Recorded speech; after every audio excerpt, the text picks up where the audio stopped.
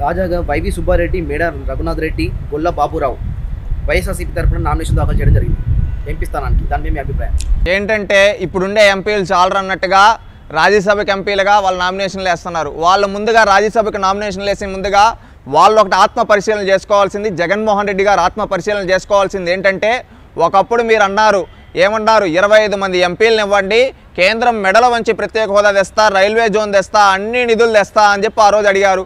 అదేవిధంగా ఆంధ్రప్రదేశ్ రాష్ట్ర ప్రజలు 2019లో మీ మాట నమ్మి ఆ రోజు మీకు 22 మంది ఎంపీలను ఇచ్చారు.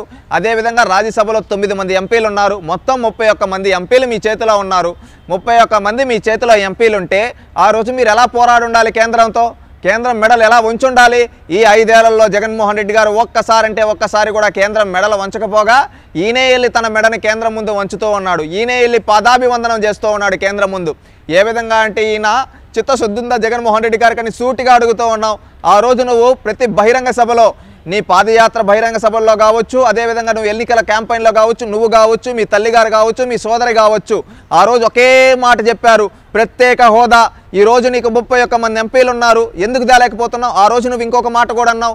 ఆ రోజు తెలుగుదేశం పార్టీ వాళ్ళ అధికారంలో ఉన్నప్పుడు డైరెక్ట్గా ప్రధానమంత్రి ఇంటిని సైతం పైన ధర్నా చేసి అక్కడ ప్రత్యేక హోదా గురించి ఆ రోజు అవిశ్వాస తీర్మానం పెట్టింది తెలుగుదేశం పార్టీ కేంద్రం పైన ప్రత్యేక హోదా కోసం. నువ్వేం చేశావు? నువ్వు అధికారంలోకి వచ్చిన తర్వాత ఒక్కసారన్నా ఆ విధమైన పోరాటం చేసావు. కానీ నువ్వు ప్రతిపక్షంలో ఉండేటప్పుడు ఏం చెప్పావో తెలుసా?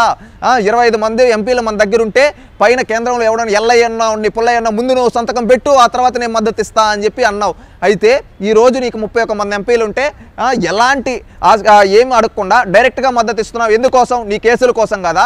ఆ రోజు ఇంకొకటి అన్నావు, 25 మంది ఎంపీలు ఒకేసారి రాజీనామా చేస్తే పార్లమెంట్ దిగొస్తుంది, దేశం కదిలిపోతుంది అన్నావు. ఈరోజు 31 మంది ఎంపీలు ఉన్నారు. నీకు నిజంగా చిత్తశుద్ధి ఉంటే 31 మంది రాజీనామా చేసి ఉండొచ్చు కదా. దాని గురించి మీరు మాట్లాడలేరు.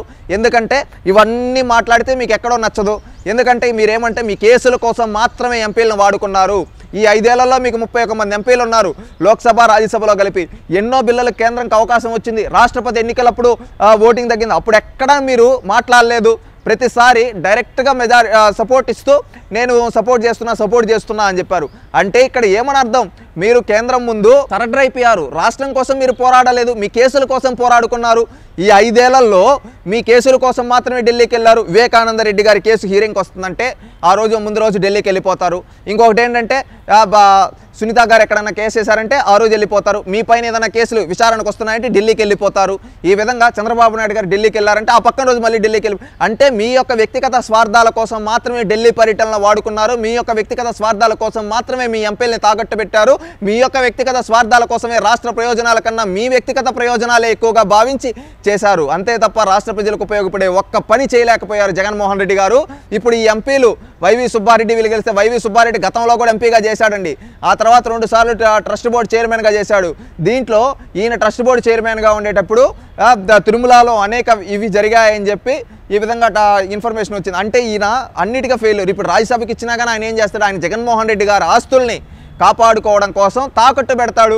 ఎందుకంటే రీసెంట్గా జగన్మోహన్ రెడ్డి గారి సోదరి షర్మిల గారు కూడా అన్నారు, వైఎస్ఆర్సీపీ అంటే వైవి సుబ్బారెడ్డి అని. అంటే ఈ విధంగా ఒక సామంత తన చుట్టూ ఉండే ఒక పెత్తందారులకి ఇచ్చి ఈ విధంగా చేస్తున్నాడు. నిజంగా చిత్తశుద్ధి ఉంటే నా బీసీలు, నా ఎస్సీలు, నా ఎస్టీలు అంటాడు కదా జగన్మోహన్ రెడ్డి. ఈరోజు 3 రాజ్యసభ సభ్యులుంటే 2కి తన సొంత సామాజిక వర్గం రెడ్లకి ఇచ్చుకున్నాడే. అదే ఒక ఎస్సీకి ఇవ్వలేరా? ఎస్టీకి ఇవ్వలేరా? ఈరోజు 11 మంది ఉంటే దాంట్లో వీళ్ళ పార్టీకి సంబంధించి 9 మంది ఉంటే 7 మంది 8 మంది ఎవరు? వీళ్ళ రెడ్లే. అక్కడెక్కడ బీసీలు కనబడలేదా? ఎస్టీలు కనబడలేదా? ఎస్టీలు కనబడలేదా? మైనారిటీలు కనబడలేదా? జగన్మోహన్ రెడ్డి నీకు దీనికి సమాధానం చెప్పండి. దీనికి సమాధానం చెప్పేది ఉండదు. పదవులు మాత్రం పెత్తందారులకి, కష్టాలు మాత్రం పేదవాళ్ళకి. వైఎస్ జగన్మోహన్ రెడ్డి గారి ఆశయాలకు అనుగుణంగా పనిచేస్తామని వైవి సుబ్బారెడ్డి గారు అనడం జరిగింది. అది కరెక్టే అండి. ఆశయాల కోసం ఆయన ఆశయాలు ఏంటంటే ఆయన కేసుల నుంచి తప్పించుకోవడం, రాష్ట్ర ప్రయోజనాలు ఎట్టపోయినా అవసరం లేదు. ఆయన కేసుల నుంచి తప్పించుకుంటే నేను చాలు అనుకుంటాడు. అవును, వీళ్ళు చెప్పింది కరెక్టే. ఆయన ఆశయాల కోసం, కేసుల నుంచి ఆయన తప్పించడం కోసం వీళ్ళు పనిచేస్తారు. ఇలాంటి వాళ్ళ మనకు ప్రజాప్రతినిధులుగా ఉండేది. రాష్ట్ర ప్రయోజనాలు కూడా ఆలోచిస్తున్నారు. రానున్న ఎన్నికల్లో ఈ జగన్మోహన్ రెడ్డి గారి పార్టీని భూస్థాపితం చేయడానికి సిద్ధంగా ఉన్నారు. ఖచ్చితంగా రేపనే రోజు జరిగే ఎన్నికల్లో ఈ జగన్మోహన్ రెడ్డి గారి ప్రభుత్వాన్ని క్లీన్ స్వీప్ చేయబోతున్నారు. ఎందుకంటే టోటల్గా వీళ్ళని ఓడగొట్టడానికి రాష్ట్ర ప్రజలు సిద్ధంగా ఉన్నారని మేము భావిస్తూ ఉన్నాం.